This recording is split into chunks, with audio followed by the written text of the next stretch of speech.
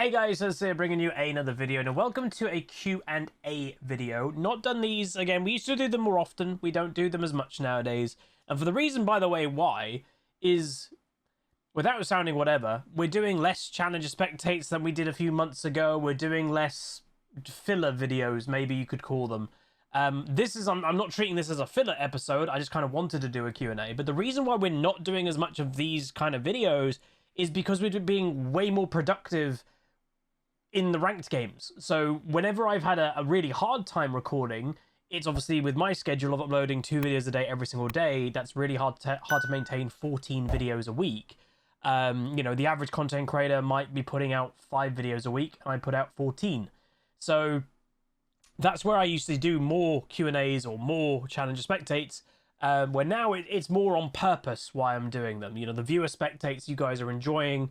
The occasional Challenger Spectate is a very definitive reason why I'm doing it. It's like usually a champion's being reworked, like Talia. I want to see what that champion does. But I wanted to do a Q&A today, so why not? And again, if you are enjoying the content, please do let me know in the comments. Let me by liking it. It does help out as always. And I, by the way, will just say I'm going to start completely inspired from other content creators that I've been watching a little bit recently. I'm going to start in my videos kind of having like a like goal per video of basically, can we hit X likes per video? There'll be a bit of a reminder that will come up on the screen. And if you can be part of that to help that, it will help, and it goes quite a long way. You'll be surprised. Anyway, today we are getting questions from a couple different places, but we will go through them. What could be better? And to be honest, a lot of the questions are very much orientated behind patch 12.10, unsurprisingly. So again, if you've been sleeping under a rock, patch 12.10 is going to be upcoming in the next few days. So this video will most likely drop around the weekend, maybe even early in the week of patch 12.10. And I'm really excited about it. I think most people are. I did a poll on Twitter a few days ago, by the time this video comes out, basically asking people like what's their thoughts of it, and people overwhelmingly are excited about it. I do know there's some hesitancy of people, like, again, imagine if you're a one-trick of someone that enjoys the one-shot meta, you know, you're a one-trick Kiana or a one-trick Zed, you might be a bit worried, you know, that's the thing, and that's fine. My only caveat to that, or counter, whatever you want to call it, is if you've been in that playstyle, and that's your playstyle, your defined one-trick or main, you've had that for like 2 years. You know, League of Legends used to be a game that the meta changed quite often, quite frequently. You know, within its own season, you know, let alone, oh, season 6 was this, then season 7 they changed it. No, within a ranked season, they used to change the meta once or twice per year, sometimes even 3 times. So it's been a bit weird, for a lot of people a bit stale, that it's been one-shot orientated for such a long time.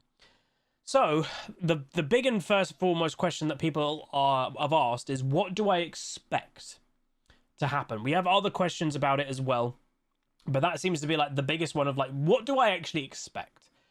The answer is not a resounding amount, but enough. And that is the perfect level, right? You don't want the game to fundamentally be different. We all like League of Legends, that's why we're playing it.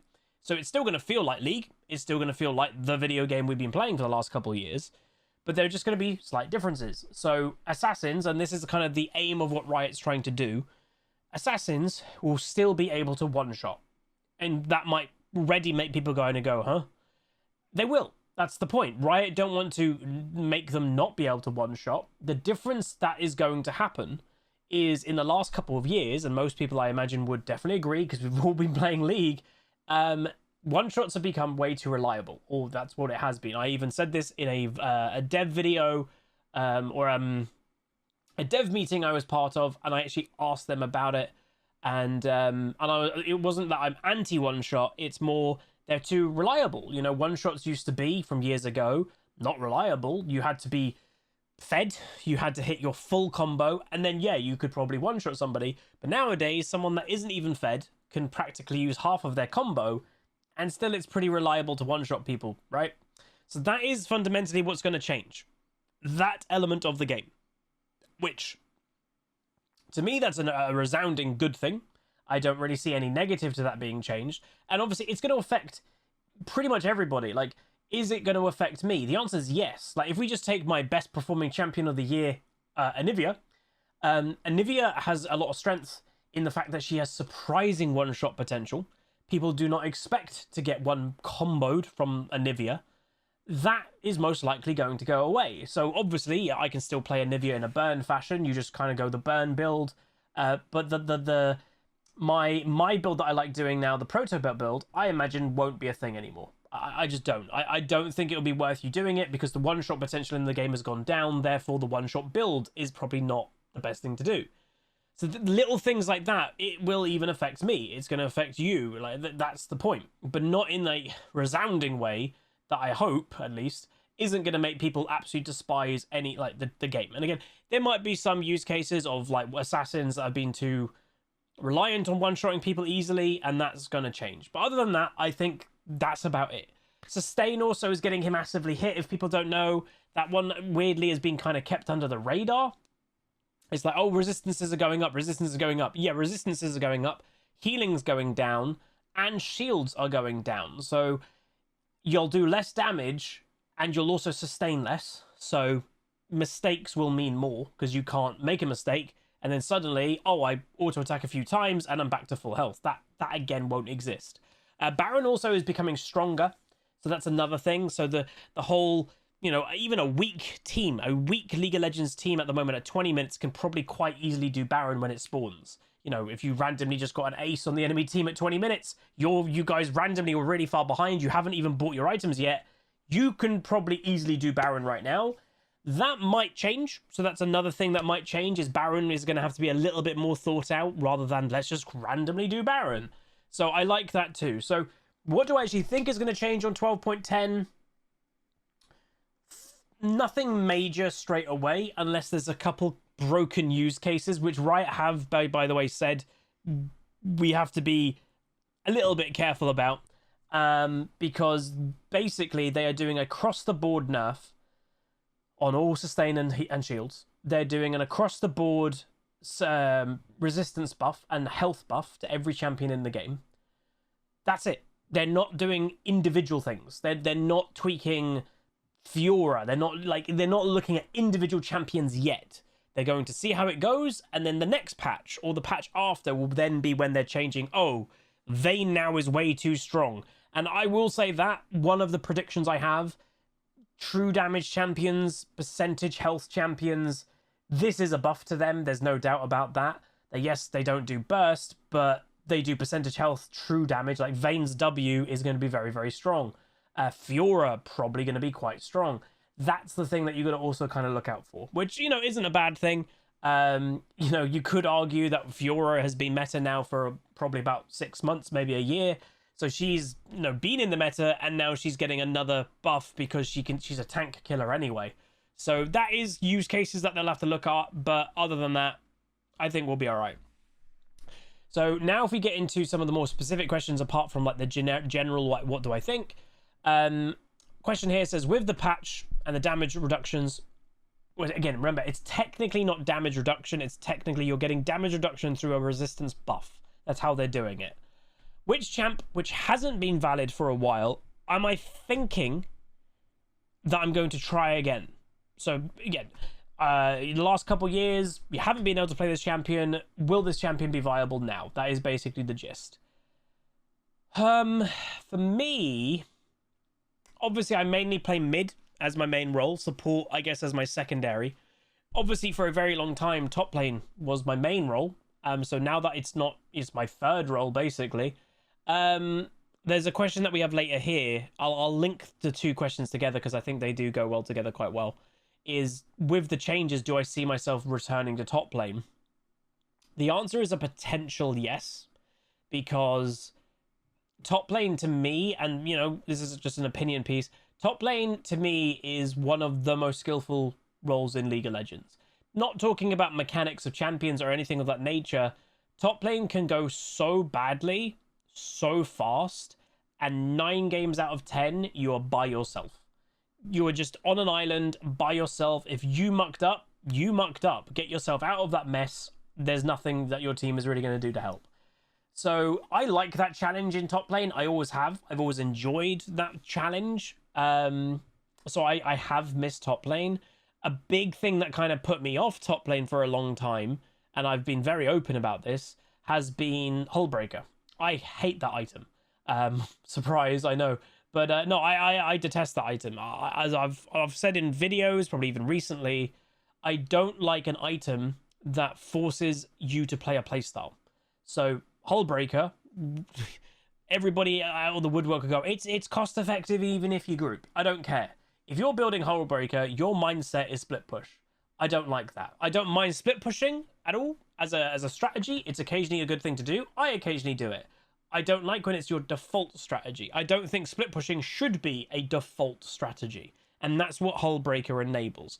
And let's be honest, majority of the time that you're getting split pushers, it's the top laners. So that is something that really does frustrate me, and literally just got me away from top lane, was the fact that the split pushing meta in top lane just grew in more popularity. And it has calmed down again, thankfully, because, you know, we all probably remember the time that 8 out of 10 top laners were buying Hullbreaker. And it was like, isn't it supposed to be a unique split push strategy? No, it's the default now. Oh, okay. It's just a bit feels bad, man. So we'll see how these changes do. I do weirdly think that split pushing could actually be getting a buff with this change, because one of the counters of split pushing is one shot the enemy champion. Like, you go as 3 players, kill the enemy champion really fast because the damage is really high, and you're not losing out too much. Well, now if the resistances and everything have gone up, that means that split pushing champion is going to take longer to kill. Therefore, your team could be losing out. If you're taking 3 people to go kill an enemy Yorick or a Scion or something of that nature, well, it's going to take way longer to kill them now because resistances have gone up. So then suddenly you taking longer to kill that Scion means the enemy team gets Baron. So that's where I'm like, it could technically be a buff to split pushers, but I'm toying with the idea of returning to top lane. It's very satisfying. Like, to me, top lane is mid lane on steroids. That's the way that I would define top. The mid lane, yeah, most of the time is about the 1v1, even though a lot of mid laners now do choose to do the roaming playstyle. As you all know, I don't. I want to win my 1v1 and beat the enemy in the 1v1. That's how I also like top lane.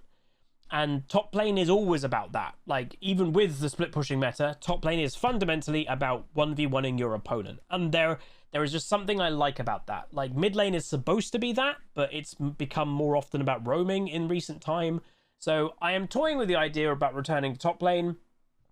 And what champion? Sorry, a big tangent of like going off, but champion-wise, I mean, I do obviously have my old favourites. I like Shen, and Shen isn't bad in the split push meta because fundamentally you are designed to split push, and if your team get caught out, you can ult to help them.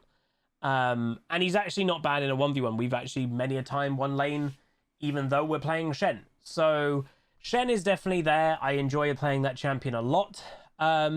Weirdly, I've already tried it a couple times, and I haven't been impressed with it. The Olaf rework, I've been told it's decent in top lane. Maybe I just got 2 really bad matchups when I've played it. One game I was against a Kayle, and the other game, what was I against? It was another range. I was against like a range matchup in both games, and it wasn't good. But yeah, other than that, maybe Olaf. I've always enjoyed that champion, as you guys potentially know. Other than that, I don't know. Again, I've been such out of top lane. Like, obviously, I've never really invested a lot of time to play like Camille and stuff like that. I do like playing Fiora. So again, as I said earlier, I think Fiora could be getting a buff technically with this patch. So maybe Fiora. Other than that, not really sure. As for any mid laners, by the way, because I'm not going to stop playing mid. Ooh, I don't know. Ziggs, again, there would have been a Ziggs video probably come out the other day.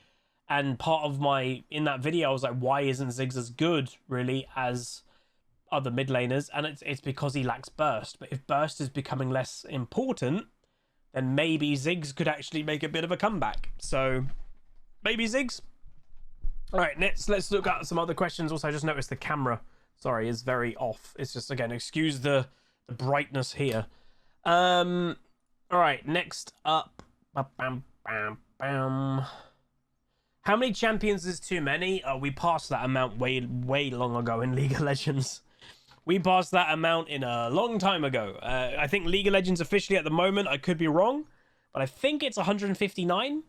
And with the upcoming champion, I think that'll be 160. It's a ridiculous amount of champions. Like, it's way too many. I'm sure someone will probably take up the challenge, but name me a video game that's got 160 characters. There's not too many that have that amount. Obviously, it's because of Riot's business plan. It's a free-to-play game, so in order to make money, they need to release new content. And one of the biggest pieces of new content you can release to a free-to-play game of this nature is new characters. So I don't blame them for it, but man, it's a lot. The only positive I will say that what we've heard from Riot is they actually, this upcoming champion, by the way, I can tell you like little bits. They've been delayed, this champion, quite a bit. This champion was supposed to be out quite a while ago, and that's because Riot, one, has finally decided they don't want to overwork their staff. Always a good thing in the game industry. And two, they have kind of taken, hopefully, a higher priority in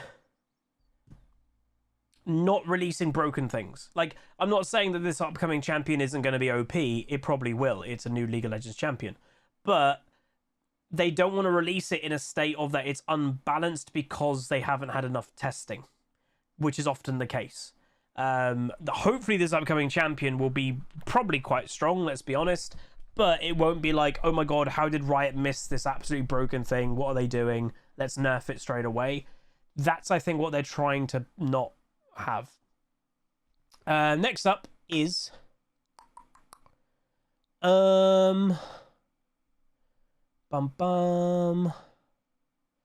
that's an interesting question. What big difference have you seen in chat after they're saying COVID has somewhat ended?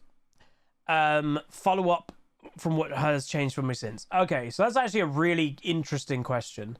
Obviously, COVID hasn't ended, even though a lot of places in the world are treating it as such. It hasn't. I still know quite a lot of people that are getting it. Some people actually are not doing very well. I still have people in my chat quite often saying, unfortunately, just got tested positive for you know what. But going into the actual question, the weird thing with content creators, and again, maybe this is something that I can talk about further down the line when it is actually properly over, because at the moment it's not over, as we all know, but it was a crazy time for all of us in the world. Very, very weird, but I was one of those fortunate people that could still do my normal job, continue my normal job during the peak of the pandemic. I know a lot of people that obviously couldn't do that. They you know, had to stop working, and their life fundamentally changed. My life fundamentally didn't really change. I still am predominantly at home. I work from home. My job isn't, you know, it's not a business. There's not customers. There's no one coming to a store. I'm streaming, you know, I'm making videos. So during the peak of the pandemic, the good thing I will say, and again, there's no good thing of the pandemic, but if you want to take a positive of any, is my community got a lot stronger. The growth of the Huzzy Pleb community, the community feel, has never been stronger, I'd say, and that I think is because for a lot of people, when everyone was isolating, you're not allowed to leave the house, a lot of people turned to content creators for somewhere to go, something to do, something to distract you. And you know, yes, you can just go, you know, on YouTube, which you're watching right now, but especially the Twitch channel, because there's that interaction. You know, there's if you live in an apartment by yourself and you haven't really spoken to anybody in a day or two, it sounds weird, but just talking in Twitch chat can fulfill you a little bit of that social aspect that humans need. And I love my community. You know, whether you're watching here on YouTube or my Twitch, obviously the Twitch community, you obviously can argue is a bit closer. You know, I love to see the same people tune in most days, and I ask how they're doing. They ask how I'm doing. There's a community feel. There genuinely is a community feel, and that is something that I'm always grateful for. And I hope we never leave. You know, to me, that's the most important thing. You know, yes, I want to play League and I want to climb and I want to make good content for all of you. But nowadays, my biggest priority is maintaining my community. Having that nice, trying to be, and you know, not always succeeding, but trying to be an upbeat, positive place that people can come watch some League, chat with people that they recognize in the chat, and just have an okay time. You know, that's kind of what I want. So this question of like, have I noticed any difference in the fact that, you know, some places are considering the pandemic over?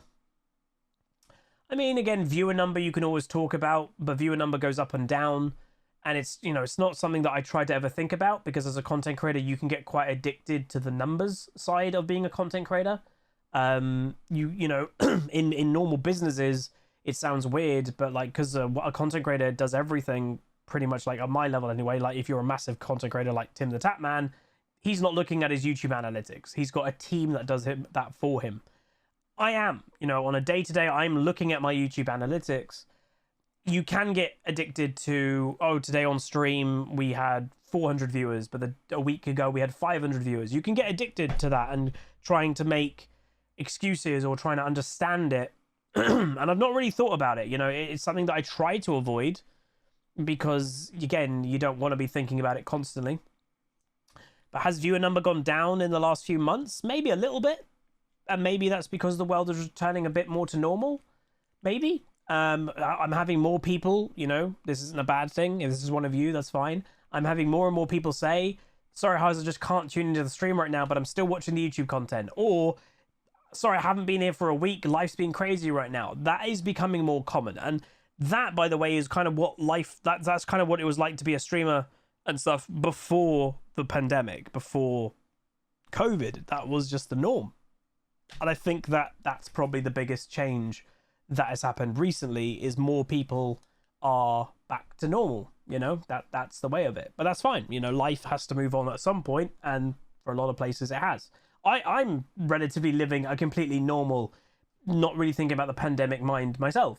I still want to be trying to be careful and stuff, but I'm now living normally. I'm doing whatever I want, whenever, you know, whatever I want, whenever I want, I'm doing it. I'm not now thinking about the pandemic. There are some limitations to that. Like, good things is like, I'm looking to go on holiday this year, and obviously I haven't really thought about holiday abroad on a plane in the last couple of years for obvious reasons. So I'm mentally, even though I know the pandemic is still around, I'm not avoiding to go on holiday.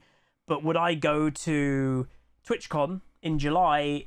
No. Like, there are limits to me being in a convention hall with thousands of people indoors. That's still a little bit for me. So that's what I would say. But yeah, pretty much. Anyway, next up is, what champions is the most satisfying for you to play? Can name one overall for each role. Ooh, that's a question. Okay. Ooh, good question. Top lane, Gangplank, quite easily. A satisfying. I know right now people are going to say he's overpowered. Forget balance. Like, balance is not part of this question.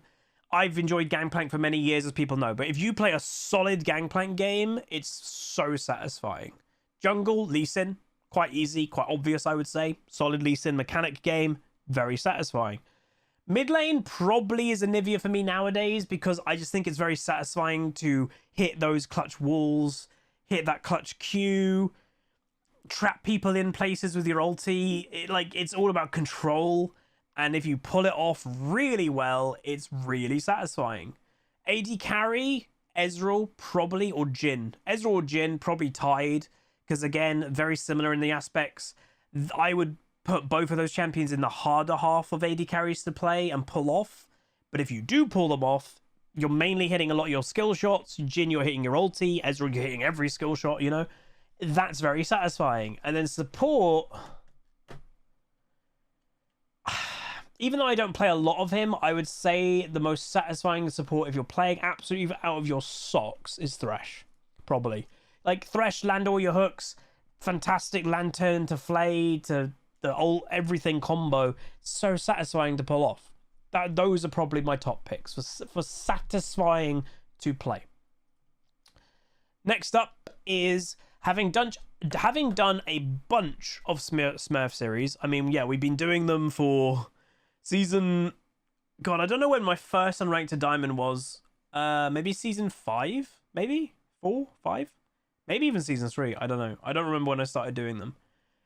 What do I see as the biggest difference between players in the different ratings? I mean, that could be a whole video by itself, easily, because there's a lot of differences. The main difference, and you know, I'll give more specifics, but the main difference is everything. Like, that's the thing. The difference between a gold and a diamond player isn't just, oh, farm, or oh, mechanics, or decision making. It's everything. It's the complete package. There are individual players that some of those differences are bigger in the rating gaps, and some players they're smaller. Some of the differences, like you could have an amazing mechanical Riven one trick, insane mechanics, which are, you know, they happen in gold. You know, there can be an insane mechanical Riven one trick player in gold, but their decision making is bronze level. So they could have mechanics of a diamond player, decision making of a bronze player, therefore they're in gold. That can happen too. Every player is slightly different. Like right now, for me, I'm in Diamond 1 on EU West. I'd say mechanics, I'm probably fine in Diamond 1. Decision making, I'd even put my decision making above Diamond 1. I'd probably say I've got master level decision making. My farm is probably platinum level. Like, that's the thing. Like, I have a weakness. I know it's bad. I know it hurts my climb, because if I had Diamond 1 level farm, I'd be getting way more gold every single game, therefore stronger and have more potential to carry. But that's my weakness. Every player has a weakness. Like, yes, I try to work on it. I've definitely got better at farm in the last year, but it's still my weakness. That's the point that people sometimes don't get. Even people in silver or gold, you're going to have a weakness, and that's kind of okay. Even Faker has a weakness. You know, they all do, and their weaknesses are going to be a lot smaller than yours. But what I would try to do is identify what your weakness is. You have to be really open with yourself, and do not be that type of player in silver that believes they have none. Trust me, those players exist, and you have a weakness. Trust me. Look at what that weakness is, and either work on making that weakness better, or look to go around it. For example, for me, I know my farm is bad, so I really try to make good decisions in the game. And sometimes my decision making can win me games, 100%. That's the point. You need to play to your strengths and try to limit your weakness. So that's what I would say. Next up is... Again, more questions about patch 12.10. It just seems people are overall quite excited. Some people are asking, do I think tank meta will be back? There's a chance tank meta will be back. I think bruiser meta is going to be definitely a thing in top lane. All the bruisers. Some tanks maybe, but then again, when you're putting the likes of, like, technically, as we've said already this video, Fiora is kind of technically getting a buff. Tanks really can't exist against Fiora. So that's the problem is, oh, tanks could come back, but then this patch is basically a buff to Fiora. You'd have to ban Fiora if you played tanks, basically. So maybe tank meta. Next up, if you are a Riot employee, how would you tackle the damage problem in League? I mean, obviously the problem is being tackled in the way that they're doing it. I guess this question could be rephrased of, like, if I was an employee at Riot, would I tackle the damage problem that we've all had in the last 2 years the same way that they're doing it now? Also, again, the camera is really far up, isn't it? My bad. Would I tackle it the same way? It's hard to say, like, if I would or wouldn't, because obviously Riot has all data behind what they're doing. I don't have all the data. I just have gut instinct of what it's felt like to play the game in the last couple years. There was really only two ways that they could do it. The one way that was the, like, I by the way didn't really think about what the way that they're doing. I don't think anybody did. Like, the way that they're reducing damage is by just increasing resistances. I don't think anybody saw that coming, because I think most people, including myself, just kind of saw as, like, basically take a dial, and right now on the dial, League of Legends damage compared to, let's say, the average in League of Legends over the last 12 years is probably at 200%. Literally. Damage, 100% is more than double what it was many years ago. It's probably at 200% damage compared to what it was many, many years ago. We're not asking people to kind of go, oh, I'll take it all the way down to 50%. No. Hell, take it to like 120%. You know, that's the point, is like, again, if you kind of reduce down the percentages that I just used, I have basically said a 40% damage nerf was needed, roughly, and that's what I would have done. How do you go about doing that? That's the thing. I don't know. I don't know what the systems Riot use. I don't know if that would have been an easy thing for them to do. The honest answer with their spaghetti code is probably not. That's probably nearly impossible to do, of just doing a 40% damage overall nerf.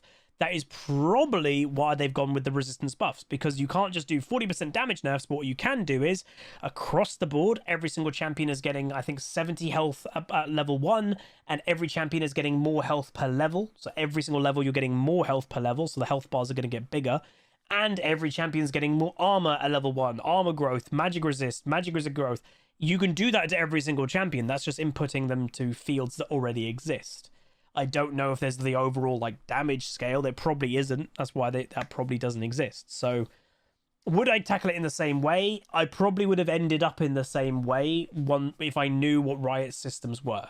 So I think they're going about it in an okay way.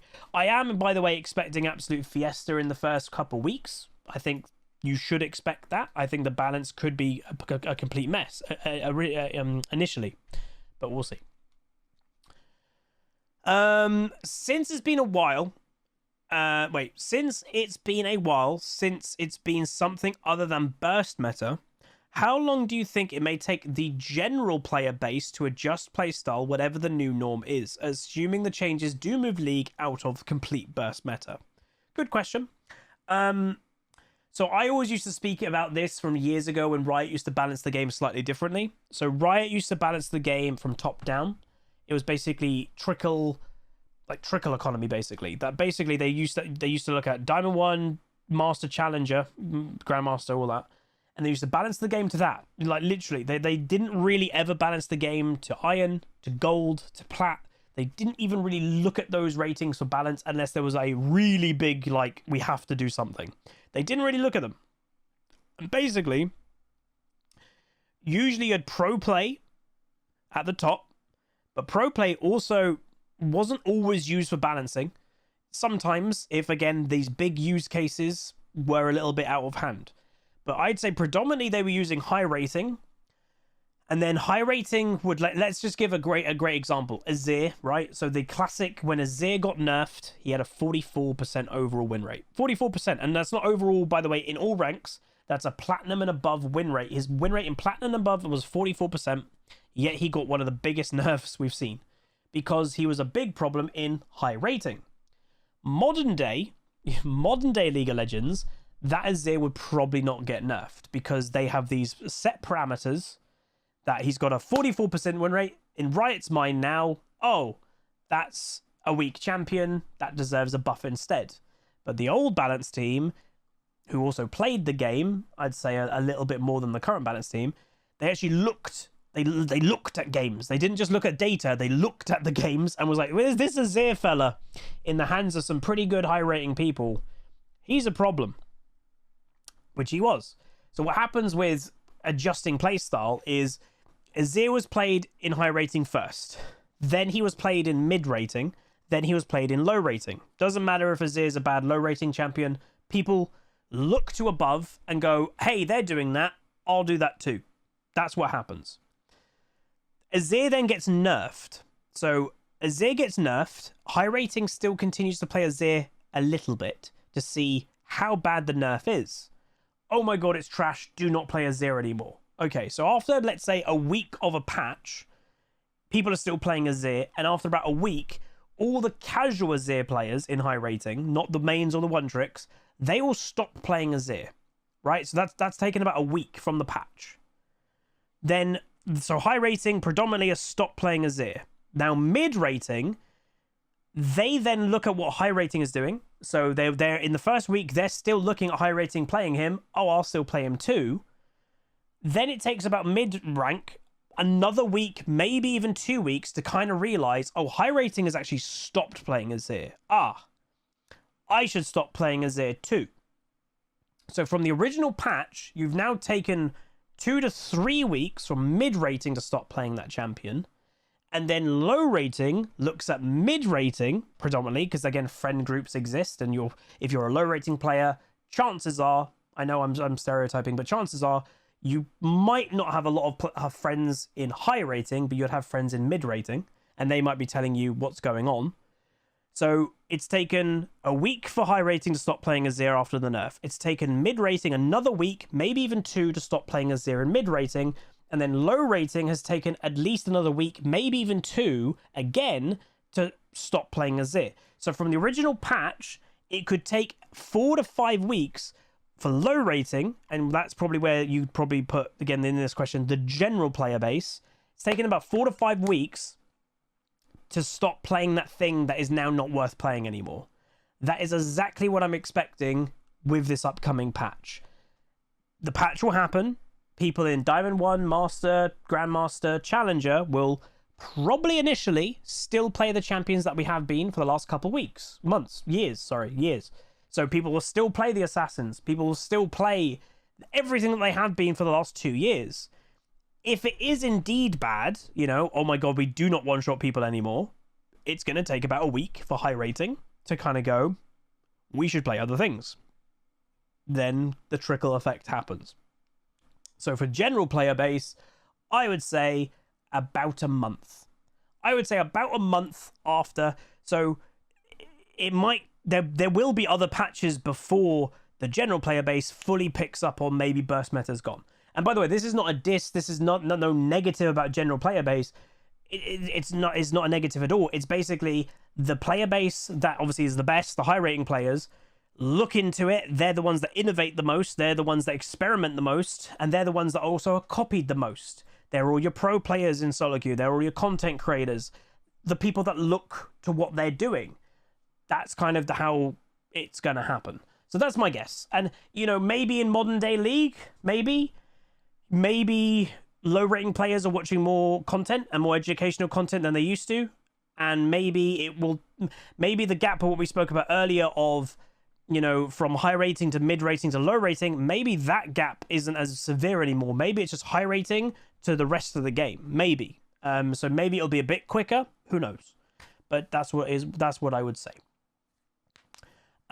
Next question, and the final one of today's Q&A, is do I think Riot would profit from rebuilding LoL completely and making a League of Legends 2 since they are struggling so much with 13-year-old code? Apparently this question is also somewhat inspired about from Scooch's video. I don't know what the video is, but they just said that in the question.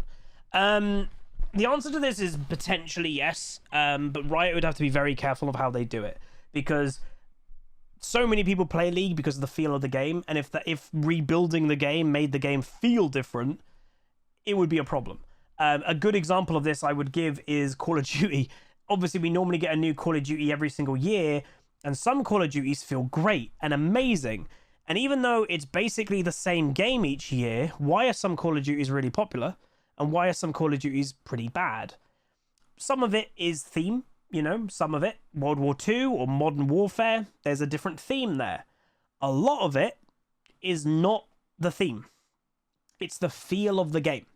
So if you're a COD player like I am, Modern Warfare, when Warzone first came out, fantastic. The game felt great. Then they did Black Ops 2, I think it was, or Cold War 2. Was it Cold War? Whichever one it was, felt awful. The gunplay felt floaty, bad. Then they did Vanguard. Exact same problem. So COD has been on a decline since they released 2 new versions of the game. That's a problem. You know, that right there is you're rebuilding a game and people are expecting what they've had. It feels good. Oh my god, it doesn't feel like that anymore. So on one hand, I'd say it's a good thing to do, because yes, like you said here, is Riot does really struggle with 13-year-old code. Really, they do. I actually know some things in the background that I'm not actually allowed to say, but all I will say is I've been told things that Riot were going to do with champions or things or features, and they simply cannot do them because of the restrictions that they have in place of the old code, the client, all these things. A modern game would not have those restrictions. That's the thing. They wouldn't. Those restrictions would simply not exist. There would be much larger restrictions, if any. But they have those restrictions because of how old the game is running.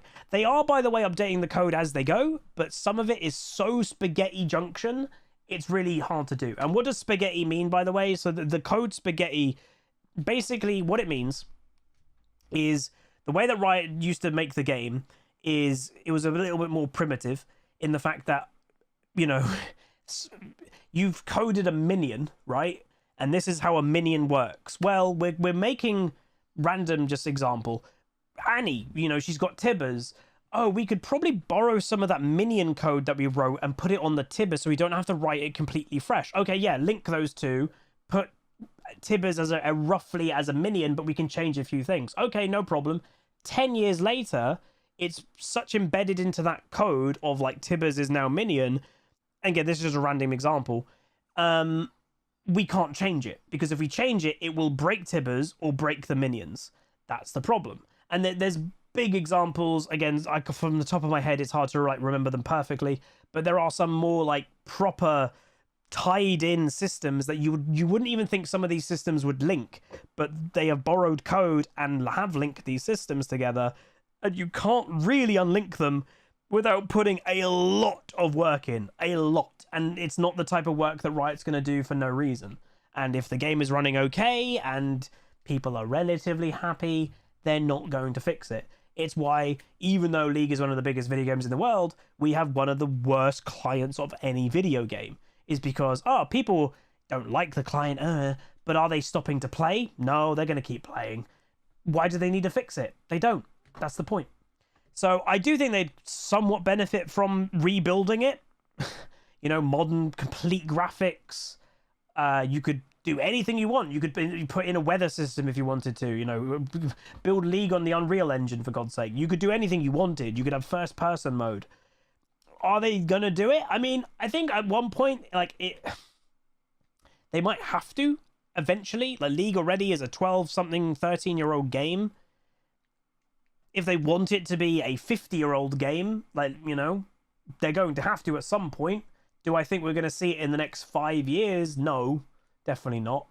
Do I think we could see it in the next 10? Maybe. 20-year anniversary of League of Legends, introducing League of Legends 2. But I'd also say they can't delete things. The League player base has gotten so used to my account. This is what I have on my account. I am tied to my account. Ranked history, all my purchases, etc. They couldn't go, hey, here's League of Legends 2. You have to start from the beginning, and all your purchases you've made for, let's say, 20 years on your League of Legends account, yeah, they're all gone. They couldn't do that either. So again, where's the incentive for Riot to build a brand new game from the top down? Because it's not a massive financial incentive. Building a new game would, you know, at least originally definitely lose them money. And is it going to lose them enough money in the future that it's even worth building it? That's the problem.